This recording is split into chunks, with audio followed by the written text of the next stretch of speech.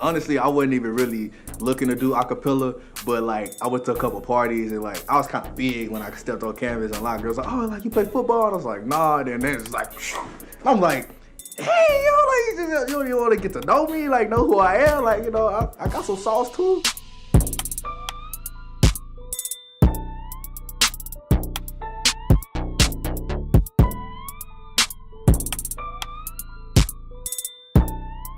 We had this thing called Cultural Connections, which was like lit. I met like my closest friends at the university through that. And at the end of that, they had this talent show, and I sang in that, probably horribly compared to, I've definitely grown a lot. But to culminate that, this group called Shades of Yale sang. And I remember, because like, I was dealing with a lot coming to Yale, like leaving my family. Like I was it was just me, and I was out in the world then, and it's a cold world out there, and so it was just a lot to just kind of take in. I remember they sang this song called "Amen, We Shall Overcome." It just really touched me. I was just sitting there in the crowd or whatever, and I was just like, I found myself brought to tears. And I was like, dang, this is powerful. Just like acapella could do that. If you know anything about Yale, acapella is pretty big, and they have this whole big, expansive like rush process. It's like tiring having been on that side, but I didn't go through the traditional route for that. Like, I remember that I wanted to do acapella, and then I ran into this girl named Hannah in the dining hall who was in the group, and then so I was like, hey, I'm trying to audition for Shades, and she worked me into the audition process. I got in, it was raw, and it was a good experience. I was happy to be there. So we each have 2 solos for a year, or like maybe more, like we could, it's whatever, but one of my songs was Coming Home, and I was happy to get this song because like, I don't know, it really meant a lot to me because this was the first time my mom did come to Yale since she dropped me off. Like, so this is like, like for me, that was like a big moment for her to be able to come and like also see me sing. Like my mom never saw me sing before because I played basketball in high school. And so this was like kind of a big moment for me to be able to like say, I'm coming home. And then also we literally coming off of this like international tour, so like every 3 years there's an international tour, so everybody in the group gets to go on tour, at no cost to them, and I would never be able to go to a place like Hong Kong or Macau or China, and to be able to do that with this group, sing in front of crowds like that, made me realize that like, this is something I kind of like this, and like also like the educational aspect of the group and being able to like go into schools in Baltimore or wherever and like sit down and level with kids and be like able to talk to them about real life stuff. Like I liked all of that, and I was like, I kind of want to do this. And I mean, it's crazy how it's like manifesting itself in my life now, but to be able to actually like come home, like this, like going away and coming back, like it added a lot of new meaning to this song. Another thing is like coming off of like mainly singing over a track or a pre-recorded track to doing something like acapella and like singing this John Legend song, Coming Home, I'm Coming Home, and like realizing I guess the power of the voice and like how different parts and melodies and harmonies come together to make a beautiful sound. It made me think about music and singing in a way I never thought before, and like it manifests itself in like the way I make music now. Like I'm constantly thinking about multiple lines in a song, or like it may not be what's coming out or what you'll hear in the end goal, but like I'm constantly thinking about, okay, what's this line, that line, because like you have times where like the 4 parts are deviating and like they're all doing something different, and it's really cool when they're like playing off each other. You got ditties here, ditties there, I don't know, just the way that I thought about like song organization and like just music as a whole, and like how to produce like vocal music. Very much influenced by my experience in acapella, being around people who like have sung for a lot longer and like have more training, and them being able to give me tips and like improve my artistry, like not only from like a raw skill point, but like the technicality aspect of it. There's a lot of technicalities that go into singing, breath support, drinking water, being hydrated, and so I was happy to be able to experience those things. We practice twice a week as a group, and then we have gigs throughout the week or whatever. We practice for a total of 5 hours, 5 hours. And then we have sectional where we work on our individual parts for a total of 6 hours, 1 hour for sectional. And I guess leading up to the performance, like Spring Jam major performances, practices are extended, and then we have like 3 additional practices for our working runs, and then our final runs, which are uncapped, and like we can be there for hours just working on getting it right, and like the importance of getting it right and like putting forth like a product. Like it instilled in me, or like re-instilled in me, the work ethic that got me to a place like Yale, and that got me to, you know, putting out products that will make me want to put out products that are good and quality. And so a lot of time went into this performance, and even from setting up, like, it's a completely student-run organization. So like we voted on our business managers, like all these things, picking a venue, and like during Spring Jam, this was at the AFM House. Like it was, you know, a place that's home, like literally on campus. So like being able to sing a song like Coming Home in a place that's home, have my mom come from home, like it all kind of culminated in a very homey feeling for me. And then like ultimately, I probably sang that song at that performance in a way I never did before, because my mom was in the room, and like there was a certain just spirit and essence that came along with that. Maybe long to get me there. Feels like I've been everywhere, but someday I'll be coming home. Round and round the world will spin.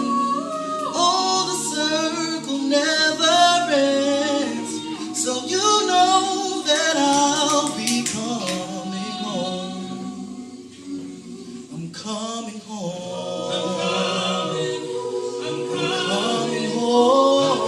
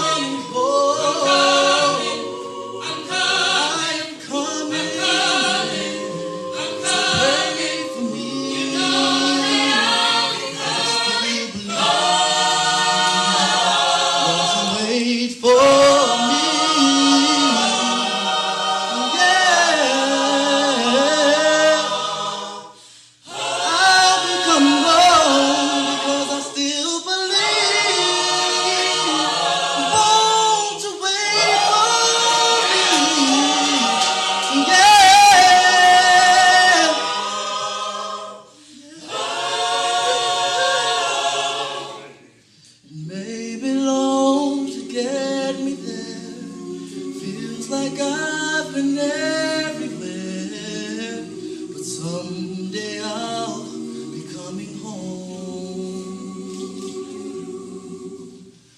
Round and round the world will spin. Oh, the circle never ends. So you know that I'll be coming home.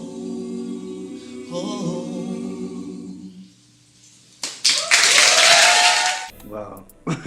I don't know, seeing that, it puts me at a loss for words kind of when you put it in the context of like now and like the words of that song. And like I remember like trying to learn my solo, and like it was so many lyrics in that song, and I was like, okay, how can I remember that? But then just like it resonated so much with me. Like, you know, I still believe, won't you wait for me, one, like I still believe, won't you pray for me, like, you know, I'll be coming home. And like for me to actually now be coming home, I still can't, like it's just wild for me. I remember like being in that spot and like looking at that video when like during the bridge when they're walking forward behind me. It's like Shades was a group that really had my back in a lot of ways, and like when I was going through a lot of like my home sicknesses, like I could rely on the group, or like I found a home and a family with them. And ultimately, like it's beautiful when you have a group of people from a lot of different backgrounds being able to come together and support one another.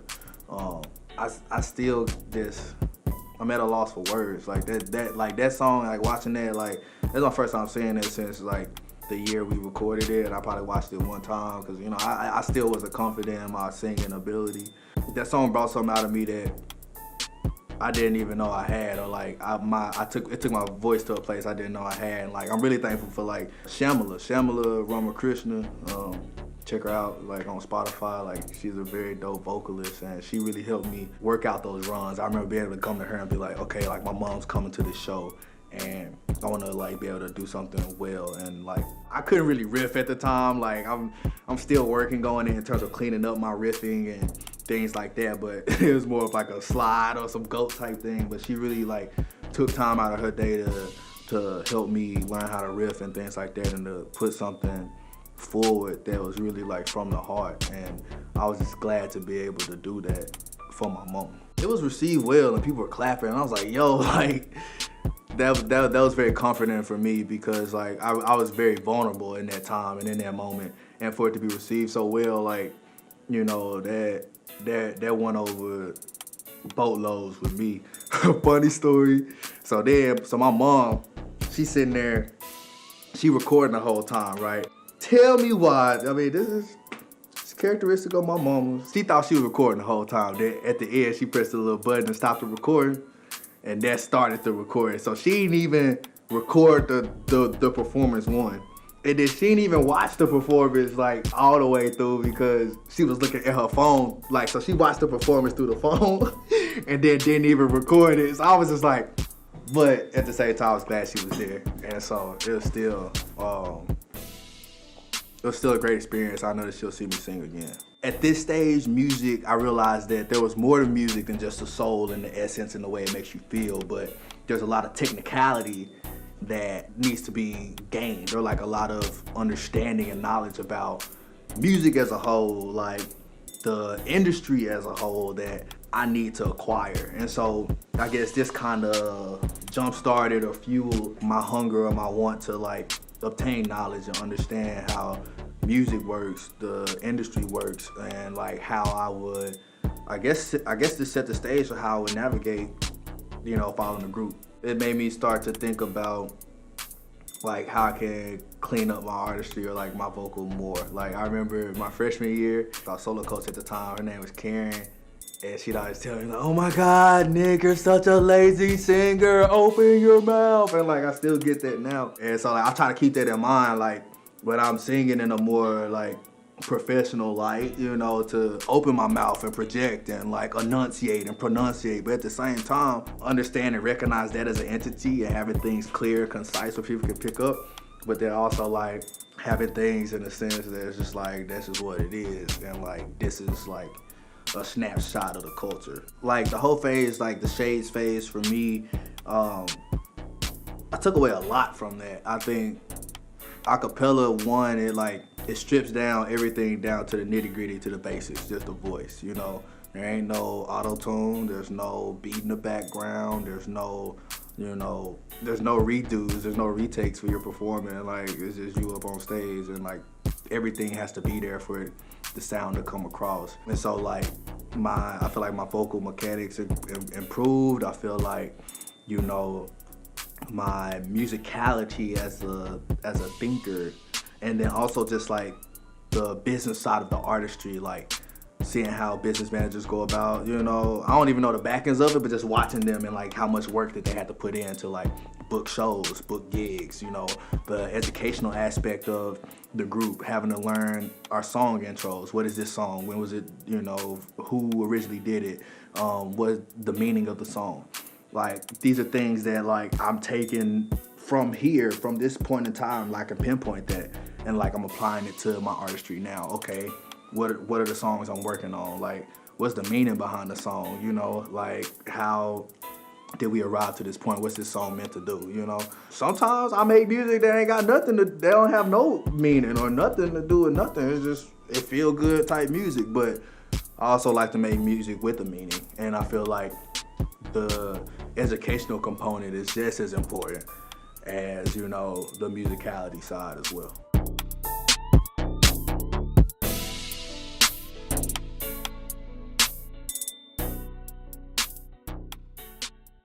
I really wasn't worried about the girls hitting me up. I think I had a girlfriend at the time, and she actually got to meet my mom that night. RIP to that relationship.